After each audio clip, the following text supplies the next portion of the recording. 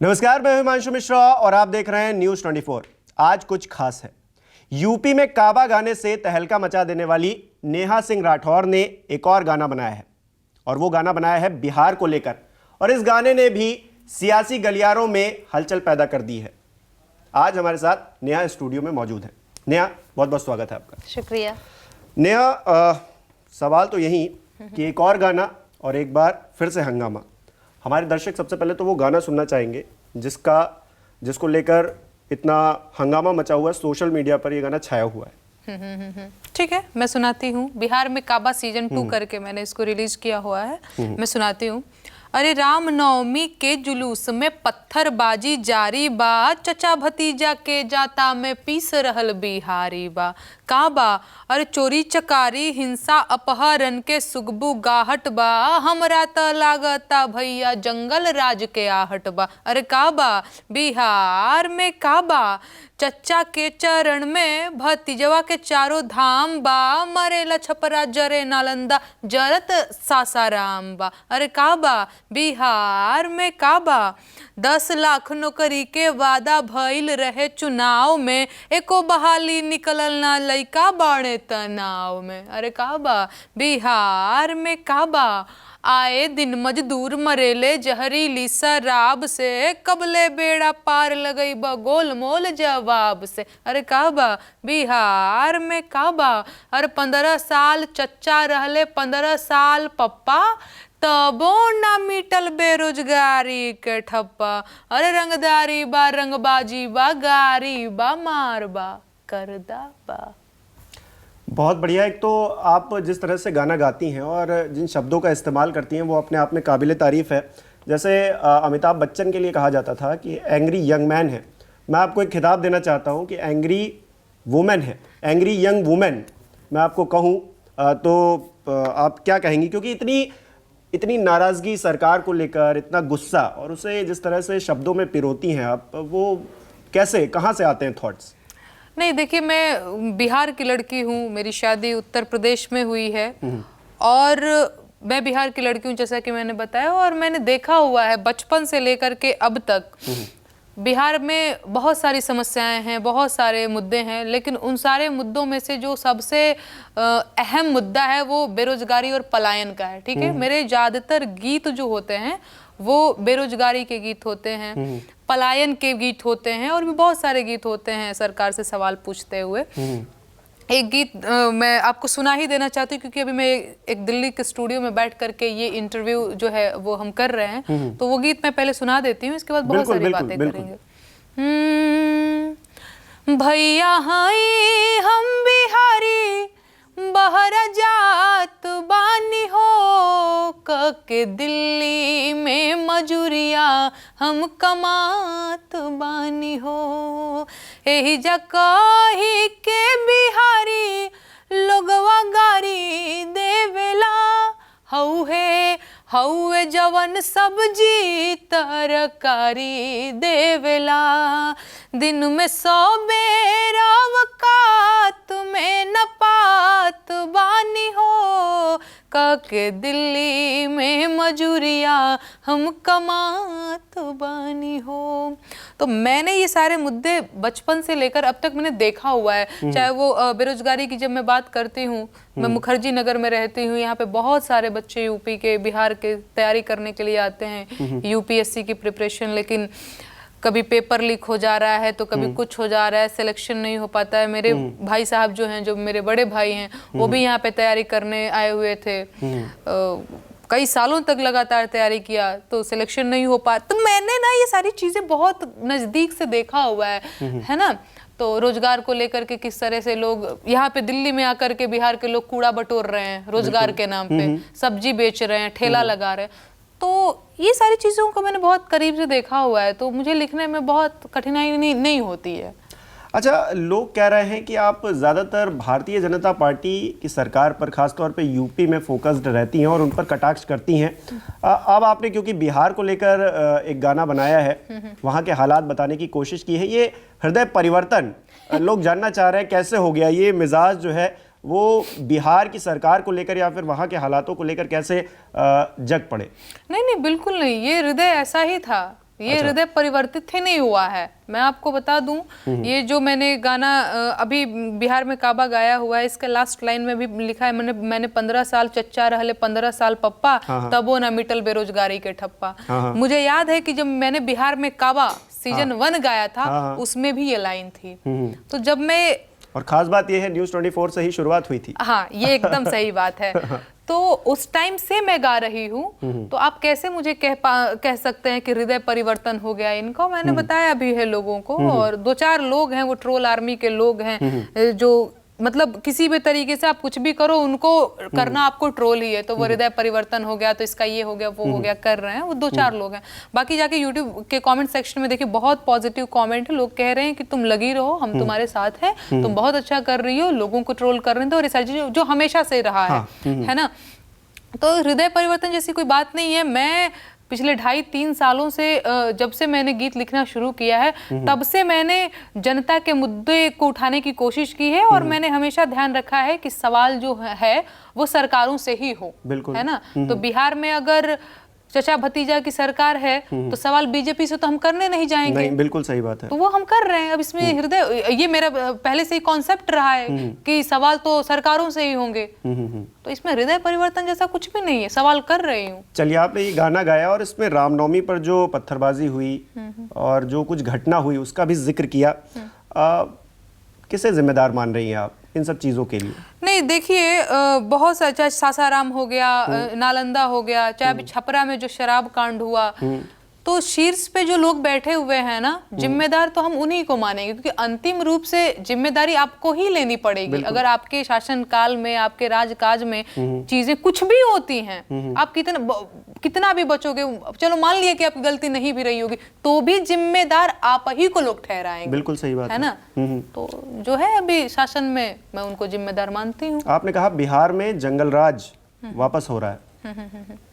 हाँ, मैंने लिखा है, चोरी चकारी हिंसा अपहरण के सुगबुगाहट बा, अरे हमारा त लगाता जंगल राज के आहट बा। हाँ, तो मैंने लिखा हुआ है, क्योंकि आए दिन आप देख रहे होंगे, आप लोग भी तो न्यूज़ वगैरह सारी चीज़ों से क्या बोलते हैं, देखते रहते हैं। आए दिन खबरें आती हैं, कभी खबर करते हैं, आए दिन कभी रेलवे स्टेशन से इंजीनियर साहब गायब हो जाते हैं, कभी डॉक्टर साहब का बेटा गायब हो जा रहा है, स्कूल के छोटे छोटे बच्चे स्कूल से निकले और वो गायब हो गए। तो ये सारी चीजें, चाहे वो दंगा फसाद की जो रही बात, हिंसा की रही बात, वो नालंदा में देख लीजिए, सासाराम में देख लीजिए, और भी जो बहुत सारे जो मुद्दे मैंने गाए हैं उसमें, तो मुझे लग रहा है कि हाँ, ये तो सुगबुगाहट एक हो रही है, तो लिखा हुआ है। अच्छा, सरकारों के बारे में ये कहा जाता है उनको अपनी कमियां सुनना अच्छा नहीं लगता है। यूपी में आपने एक गाना लिखा, फिर उसको गाया, उसके बाद किस तरह से हंगामा हुआ।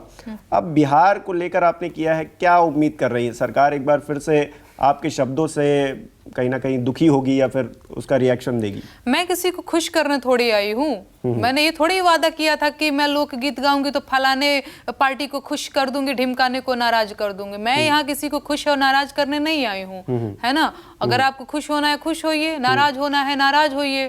अरे यूपी की सरकार ने मुझे नोटिस भेज दिया, आपको जो लगता है वो कर सकते हो। मैं मानसिक रूप से हर तरीके से मैं तैयार हूँ, और मुझे ये पता है, ऐसा थोड़ी है कि मैं कोई नशे में गीत गा रही हूँ, मुझे पता ही नहीं कि क्या हो सकता है, क्या लोग कर सकते हैं, सरकारें किस तरह से आजकल काम कर रही हैं। अच्छा, उस नोटिस का जवाब दिया आपने? हाँ, नोटिस का जवाब दे दिया। नोटिस जो है वो इलीगल नोटिस था, और मार्कंडे काटजू का आपने नाम सुना होगा। और उनसे जस्टिस रहे। हाँ, उनसे मेरी बातचीत हुई थी, तो उन्होंने कहा कि, और ये एकदम सच बात है, वो मेरा इंटरव्यू भी देख सकते हैं आप, वो 10 मिनट की रिकॉर्डिंग, जिसमें वो हंसते हुए कह रहे हैं, दरोगा अनपढ़ था क्या, तुमको नोटिस कैसे भेज दिया उसने, कानपुर से चल के वो दिल्ली कैसे आ सकता है। तो वो इलीगल दबाव बनाने की कोशिश थी, कह सकते हैं, दबाव बनाने की कोशिश, या फिर उनको लगा कि 24-25 साल की लड़की है, गांव देहात की लड़की है, अरे क्या जानती होगी, सरकार के नोटिस जाई तो लड़की डरा जाई। उनको यही लगा था, और यही लगता है लोगों को, डरा देंगे, धमका देंगे। अभी तो कोई रिएक्शन आया? क्योंकि 24 घंटे हो गए हैं, मैंने आपका ट्विटर देखा, उस पर आपने वीडियो डाला अपना, 24 घंटे हो गए, कोई रिएक्शन सरकार की तरफ से या फिर किसी नेता की तरफ से आपको कॉल आया हो, बात हुई हो? नहीं, मुझे किसी नेता वेता नहीं, मुझे किसी नेता वेता की कॉल नहीं आती है, और मुझे कभी कॉल नहीं आती है। अच्छा, हाँ, मुझे कभी कॉल तो रिएक्शन सिर्फ ट्विटर पर देखने को मिलते हैं? हाँ, ट्विटर पे रिएक्शन आते हैं, ऐसे ऐसे मुझे कोई कॉल नहीं आया अब अच्छा, तक। कई लोग आपसे खुश भी होते हैं जब आपका गाना सुनते हैं, आपको बहुत शाबाशी देते हैं। कुमार विश्वास जी हैं, उनका नाम तो हम सब जानते हैं, उन्होंने भी आपको शाबाशी दी है, क्या कहेंगी ट्विटर पे? नहीं, मैं तो शुक्रिया बोलना चाहूँगी। चलिए, तो कई लोग ऐसे भी हैं जो आपके लिए नेगेटिव कमेंट्स भी कर रहे हैं। मैं कुछ लेके आया हूं जो जितना मैं देख पाया आपके कमेंट्स को ट्विटर पर। एक ने लिखा है, वैसे अच्छा तरीका है संतुलन बनाने का, वो जो धब्बा लगा उसे धो देने की कोशिश है। यानी कि आप पे जो आरोप लगते हैं कि आप बीजेपी को टारगेट करती हैं, उसे एक तरह से डाइल्यूट कर देने की, क्या कहेंगी? मैं शुरू के दिन से गा रही हूँ, 15 साल चच्चा रहले 15 साल पप्पा। मैंने जब गाने की शुरुआत की थी, अरे तब वो ना मिटल बेरोजगारी के ठप्पा। तो मैं पूछना चाहूंगी जिन्होंने कमेंट लिखा है, भैया थोड़ा गाना वाना सुन लिया करो यार, थोड़ा क्या बोलते हैं, होमवर्क कर लिया करो, ऐसे ही बस कॉपी पेस्ट मत किया करो यार। फलाने ने कह दिया, ढिमकाने ने कह दिया, हम भी कॉपी करेंगे पेस्ट करो, कुछ होमवर्क कर लिया करो, फिर ट्रोल करो, अच्छा लगेगा मुझे भी कि अच्छा हाँ कुछ बात है। कुछ लोग कह रहे हैं यूपी हो गया, बिहार हो गया, अगला नंबर किसका? देखते हैं। तो अभी कुछ विचार नहीं किया? देखते हैं। अच्छा, बिहार का ये गाना बनाने के लिए कितना वक्त लगा? क्योंकि आपने बहुत पुरानी चीज़ें भी, शराब से जो मौतें हुई हैं उनका जिक्र किया, हालिया जो इंसिडेंट हुआ है उसका जिक्र किया, तो कितना टाइम लगा आपको ये गीत लिखने में, बनाने में, सोचने में, समझने में? देखिए, मैं मेरा गीत खुद लिखती हूँ और एक क्या बोलते हैं, कुछ भी क्रिएट करने के लिए ना आपके पास फ्री माइंड होना बहुत ज़रूरी है। तो कई बार क्या होता है कि जब हम बहुत खुश होते हैं, हमारा दिमाग बहुत फ्री होता है, तो सच्चाई ये है कि हम 1-1.5 घंटे में बैठ करके लिख सकते हैं। कई बार क्या होता है कि कई दिनों तक हम सोच रहे हैं कि इस मुद्दे को कैसे लिखा जाए, और आपका दिमाग ही नहीं काम कर रहा है। तो ऐसा एकदम हो जाता है। अगर बिहार में काबा की बात कर रहे हैं तो मुझे लगता है मैंने 1.5 घंटे में लिखा, और अच्छा। और ये मैंने कल ही शाम को लिखा, और कल ही शाम को लिखा, और आज शाम को आप हमारे साथ हैं। इसको लेकर इतना हंगामा हो गया 24 घंटे के अंदर। देखिए कि मतलब लाखों लोगों ने देखा है, मैं अभी वीडियो देख रहा था आपका वो, और शेयर किया है, कमेंट किया है, लाइक किया है, डिसलाइक भी किया है। तो ये तमाम चीज़ें हुई हैं इन 24 घंटे के अंदर। पॉपुलैरिटी तो मिली है, इस काबा ने आपको पॉपुलैरिटी तो दी है, इस बात को तो मानेंगी आप? नहीं, हाँ, जो है लोग पसंद करते हैं काबा को, और इसी पॉपुलैरिटी का प्राइस भी आप कई बार चुकाती हैं। यूपी में आपने जिस तरह से आपका एक्शन हुआ, आप तो हॉस्पिटल तक आपने फोटो डाली कि आप पहुंच गई। हिमांशु जी का जो वो हुआ, हालांकि उसको लेकर मैं ज़्यादा बात नहीं करूंगा, वो पर्सनल चीज़ें हैं। वो चीज़ें हुई तो इफेक्ट तो होता है, इनका प्राइस आपको चुकाना पड़ता है। ये एकदम सच बात है। जो नोटिस वगैरह आया और ये सारी चीज़ें हुई, कई सारी चीज़ें हो जाती है। नोटिस तो चलो ठीक है, उसकी चर्चा हो गई, बहुत सी चीज़ें ऐसी होती रहती हैं जिसका कोई चर्चा नहीं होता है। मेरे इवेंट्स कैंसिल करा दिए जाते हैं, मेरे को पहले कहीं बुलाया जाता है, फिर 2 घंटे बाद कॉल आती है, ओ माफ़ करिएगा वीवीआईपी फलाने जी आ रहे हैं, तो आपका नहीं हो सकता। कई बार तो ये भी हो गया है कि मुझे मंच पे भेज दिया गया, ठीक है कि ठीक है मेरा जो है अभी है। इसके बाद जब मैंने अपना गीत गाना शुरू किया, अपनी बात रखना शुरू किया, तो पीछे से संचालक महोदय लगते हैं इशारे करने की, प्लीज नीचे उतर जाओ, वो आ गए। तो मैं कंफ्यूज हूँ, ये क्या हो रहा है, और ये बिहार की ही बात है। अच्छा। हाँ, पिछले साल की शायद बात है, और ये हर जगह मैं जिक्र इसलिए कर रही हूँ क्योंकि मुझे लगता है कि वो वक्त आ गया लोगों को बताने की, लोगों को लग रहा है कि नहीं बड़ा आम बात है गा देना और ये सारी चीजें। हाँ बिल्कुल, इसकी कीमत हमें चुकानी पड़ती है, और ऐसे है ना लोग इंसल्ट करते हैं कैसे। तो ऐसे हुआ था कि मैं गई थी और वहाँ पे मेरा कुछ इवेंट था, मैं मंच पे हूँ, मुझे टाइम दिया गया था कि हाँ आपका 20 मिनट मंच पे है। इसके बाद जैसे ही मैंने शराबबंदी फेल बा करके गाना शुरू किया, पीछे से संचालक मुझे एकदम नीचे उतर गए और लगे इशारा करने, प्लीज। अच्छा। हाँ, तो मैं सोच रही हूँ क्या हुआ, इनको क्या हो गया। मैं एकदम से, अब वो है ना कि अब बहुत सारे लोग हैं, माइक है हाथ में, परफॉर्म कर रहे, और एक आदमी इधर से कर रहा है डिस्टर्ब। तो मैंने रोक दिया, मैंने कहा क्या हुआ। तो फिर मैं एकदम वो कान में आके बोले कि फलाने जी आ गए हैं और नहीं हो सकता। अच्छा। तो क्या करूं मैं, वहां पे झगड़ा करूं? तो ये भी हो जाता है। तो ये क्या है, इंसल्ट नहीं तो क्या, लोगों ने क्या समझा होगा कि क्या हुआ, ये क्यों चली गई, ये तो अभी आई थी, इसने अपनी पूरी बात नहीं कंप्लीट किया और ये चली गई। लोगों ने भी समझा, लोगों ने भी देखा। तो ये होता है। मेरे को कॉल आता है ऐसे, हाँ नेहा जी, यहाँ पे एक हम लोग कार्यक्रम का आयोजन कर रहे हैं, हम चाह रहे हैं आपको बोला। मैं तो ठीक है। फिर 2 दिन बाद कॉल करेंगे, ओ माफ करिएगा, बहुत बहुत सॉरी, फलाने जी आ रहे हैं तो आपको, तो आप इंसल्ट क्यों कर रहे हो इस तरीके से? मत बुलाओ मुझे, मैं थोड़ी फोन करके कहने जा रही हूँ कि नहीं मुझे बुला लो। तो ये कीमत चुकाना पड़ता है मुझे। आपको एक और बात मैं बता दूं, यूपी में काबा जब गाना चर्चा में आया तो बाबा विश्वनाथ का मैं दर्शन करने, ऐसे भी हम लोग जाते रहते हैं, हमारे घर से बहुत करीब है, तो उस दौरान भी गई थी मैं, मेरी मम्मी मौसी को सबको लेकर के। तो कुछ लोगों ने पत्थर ही उठा लिया, अरे यही लड़की है ना यूपी में काबा गई थी, उठा मार मार मार पत्थर। अच्छा, यहाँ तक चीजें हुई? हाँ। तो डर नहीं लगा इन सब चीजों से? क्यों नहीं भैया, ऑब्वियस सी बात है, क्यों नहीं डर लगेगा? मतलब कोई भी हो, मैं हूँ, ऐसी चीजें देखूंगा तो मतलब घबरा जाऊंगा। बिल्कुल, मैं भी घबराई, मैं भी डरी। वहां पे पुलिस थी तो फिर थोड़ा सा मैं दौड़ी, मैंने कहा भैया 2-4 लोग हैं इस तरह से बदमाशी कर रहे हैं, तो फिर उन्होंने कंट्रोल किया। तो होता है, इस तरीके से हमें कीमत चुकानी पड़ती है। इसी चीज का बैलेंस बनाने के लिए कि हम सरकार से ही सवाल पूछ रहे हैं, वो यूपी की सरकार हो, बिहार की सरकार हो या फिर देश के तमाम राज्यों की सरकार हो, हम सवाल सरकारों के कामकाज को लेकर पूछ रहे हैं, इसीलिए ये बिहार में काबा बनाना पड़ा। नहीं, बैलेंस करने की बात कहाँ से? मैं जब शुरू से ही गा रही हूँ तो अभी बैलेंस करने की बात हाँ, तब बैलेंस नहीं, लोगों को समझाना पड़ता है ना कि हम किसी को टारगेट नहीं कर रहे हैं। बीजेपी हमारी कोई दुश्मन नहीं है या फिर तमाम पार्टियां हैं वो हमारी दुश्मन नहीं है, लेकिन उनके कामकाज को लेकर सवाल तो उठाए जाएंगे और हम उठा रहे हैं। नहीं, लोगों को वही मैं बता रही हूँ कि क्या बोलते हैं, मैं शुरू के दिन से क्या बोलते हैं, चाहे वो 15 साल चच्चा रहे, 15 साल पप्पा की रही बात, या फिर और भी मैंने अपने गानों में बहुत सारी मुद्दों का जिक्र किया हुआ है, तो मैं शुरू के दिन से गा रही हूँ। तो आज बैलेंस करने की जरूरत मुझे क्यों पड़ेगी? बैलेंस तो तब करने की जरूरत पड़ती जब तो नहीं मैं तो इनकी तरफ से गा रही थी, अच्छा वक्त आ गया कि इनकी तरफ से गाऊं। मैं शुरू के दिन से सवाल कर रही हूँ और आज भी मेरा मिजाज सवाल का ही है। ऐसा थोड़ी है कि मैं किसी पार्टी की तरफदारी करने लग गई हूँ, आज भी मैं सवाल ही पूछ रही हूँ। तो ये मिजाज जो 3 साल पहले शुरू किया वही मिजाज है आज भी। तो इसमें बैलेंस जैसा कुछ लोग जानना चाहते हैं आपकी आइडियोलॉजी क्या है, क्योंकि अब आपने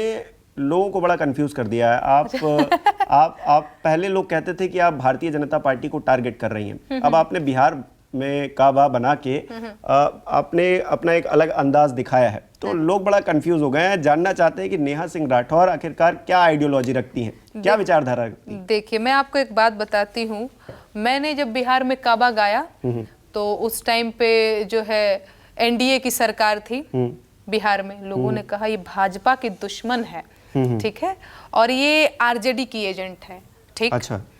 फिर लोगों ने कहा बिहार में काबा तो तुमको दिख गया, यूपी में काबा नहीं दिख रहा है, ठीक है। खैर बिहार में काबा मैंने गाया, यूपी में काबा भी मैंने गाया, आरोप लगता रहा आरजेडी की एजेंट है। आज मैं चचा भतीजा की बात मैंने कर दिया, अब लोग कह रहे नहीं फ्लिप कर गई, अब ये बीजेपी में चली गई। दिल्ली में एमसीडी का इलेक्शन था, मैंने गाया दिल्ली शहरिया में आपके राजबा आपके मन में काला, एक और खुलल पाठशाला दूसरा और मधुशाला। इन्होंने कहा ना ना ना, ये आम आदमी पार्टी के एजेंट, ये टीएमसी की एजेंट है, पक्का दीदी की एजेंट है। फिर मैंने बंगाल इलेक्शन में भी गा दिया, फ्लाई ओवर गिरेला बीच बाजार बोला हाई रे किस पार्टी की एजेंट हो सकती है? कुछ तो गड़बड़ है। कुछ लोगों को दरअसल क्या हो गया है ना भैया, कि ईमानदार लोग देखने का जो एक क्या बोलते हैं नजरिया है, नजरिया नहीं, मतलब भाई एकदम सही बात है कि हम जैसे मैं लोकगीत लिखती हूँ, कई लोग कवि हैं, लेखक हैं, गायिका हैं, सच्चाई यही है कि वो चाटुकारिता पे उतर है। तो लोगों का एकदम विश्वास ही उठ गया कि कोई लोग ईमानदार भी हो सकता है। जैसे अगर मैं पूरी ईमानदारी से अपनी बात रख रही हूँ, फिर भी लोगों को यकीन नहीं हो रहा कि नहीं, इतनी ईमानदार तो कोई होती नहीं है, फला ने तो ऐसे ढिमका, तुम कैसे दूध की धुली हो सकती हो? तो लोग ना यकीन नहीं कर पा रहे हैं कि कोई ऑनेस्ट भी हो सकता है, कोई आपकी बात भी करने वाला हो सकता है। तो लोगों ने इतना कुछ देख लिया है, रंग बिरंगा दुनिया, कि लोगों को यकीन ही नहीं हो पा रहा है कि कोई मेरे जैसा भी हो सकता है। आगे क्या प्लान है? आगे का प्लान देखिए, शुरू से ही मेरा ये प्लान है, मैं एक मुहिम के साथ चल रही हूँ और मैं हर जगह इस बात का जिक्र करती हूँ कि मैं भोजपुरी बचाओ आंदोलन, एक जो मेरा मुहिम है, और आगे का काम वही भोजपुरी को साफ सुथरा करने का ही है, भोजपुरी को एक नई दिशा देने का है, भोजपुरी भाषा को अंतरराष्ट्रीय स्तर पे, राष्ट्रीय स्तर पे ये बताने के लिए मैं निकली हूँ कि वो लहंगा उठा दे रिमोट से नहीं है, और वो कुर्ती का टूटल बा बटमिया घूमेलू बाजार में मोहनिया वाला भोजपुरी नहीं है, या फिर बेबी बियर पी के नाचा ताड़ी छमक छमक छम, लाली बिंदिया होटल लाली काजर लहंगा चुनरी हमारी भोजपुरी नहीं है। हमारी भोजपुरी भाषा जो है वो बहुत सशक्त है, जो वो सरकार राजनीतिक तौर पर कटाक्ष भी कर सकती है, उसके प्रेम पास गीत भी शब्दों गा की सकती कमी है। नहीं है। हाँ। लोकगीत वो ऐसे गा सकती है जिससे सरकारों को फर्क पड़ जाए, इस समाज में एक बदलाव आ जाए, एक एक एक एक नए आयाम पे आपको लगता है आपने पहुंचाया भोजपुरी को, एप्रिसिएशन मिलता है भोजपुरी समाज से? नहीं, देखिए अभी नए आयाम पे मैंने पहुंचाया है कि नहीं ये तो लोग डिसाइड करेंगे, नहीं, लेकिन मैं ट्विटर पर देखता हूँ कमेंट लोग करते हैं। हाँ, लेकिन हाँ रिस्पॉन्स बहुत पॉजिटिव है, ये मैं देख जरूर पा रही हूँ।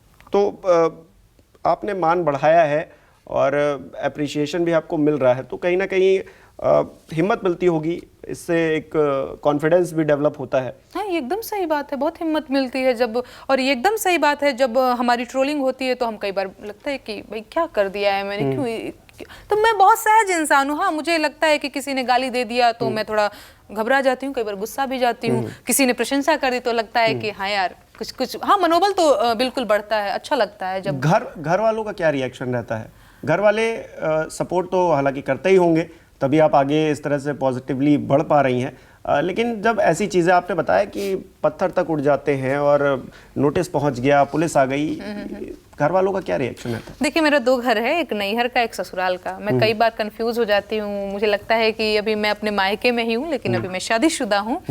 मेरे तो किस वाले घर की बात पूछ रहे हैं आप? नहीं, आप घर वाले, अब घर वाले तो घर वाले होते हैं।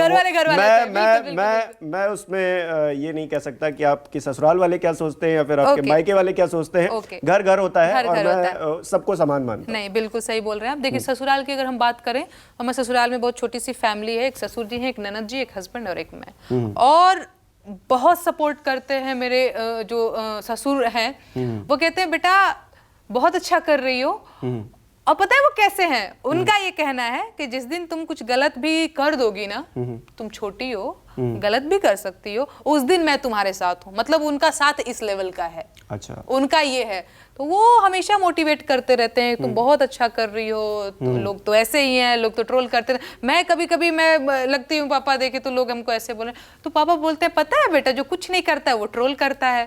पापा ऐसे बोलते हैं। अच्छा। तो बहुत सपोर्ट है, और मायके से भी उदासीन है लोग, मतलब ऐसा ही कि हाँ ठीक है कर रही है, करी। अब शादी, हम बिहार की लड़के हैं, शादी हो गया तो ससुराल वाले जाने उनके क्या बोलते हैं, उनके यहाँ फेंक देते हैं अपनी गेंद के, हाँ चलो वो ससुराल वाले देख लेंगे, तो न्यूट्रल ही रहता है उनका भी। चलिए, इतनी सारी समस्याओं को, कठिनाइयों का सामना करते हुए, और आप यूपी में काबा, अभी जो हालिया इंसिडेंट हुआ कुछ महीने पहले, उसके बाद आपने एक बार फिर से बिहार में काबा बनाया है, और हमें उम्मीद ये है कि आप ऐसे ही सत्ता से सवाल पूछते रहेंगे। हालांकि मीडिया का काम है सवाल पूछना, कहा जाता है, हम लोगों को आमतौर पे कहा जाता है कि हम लोग सरकारों से सवाल पूछे। आप भी पूछ रहे हैं, एक सामाजिक मैं आपको कार्यकर्ता कहूँ, लोक गायिका के तौर पर आप ये काम कर रही हैं, मैं आपको भी अप्रिशिएट करना चाहूँगा। और जो मैंने कहा ना, एंग्री यंग वुमेन, आप इसी अंदाज में रहिए और पूछते रहिए सवाल, हिम्मत मत हारिए, और बहुत बहुत शुभकामनाएं हैं मेरी तरफ से।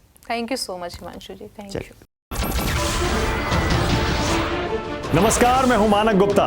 अगर आपको हमारा ये वीडियो पसंद आया हो तो इसे लाइक और शेयर जरूर करें, और हाँ, हमें सब्सक्राइब और फॉलो करना ना भूलें, ताकि आप देश और दुनिया की कोई खबर मिस ना करें। तो जुड़े रहिए हमारे साथ और देखते रहिए News 24।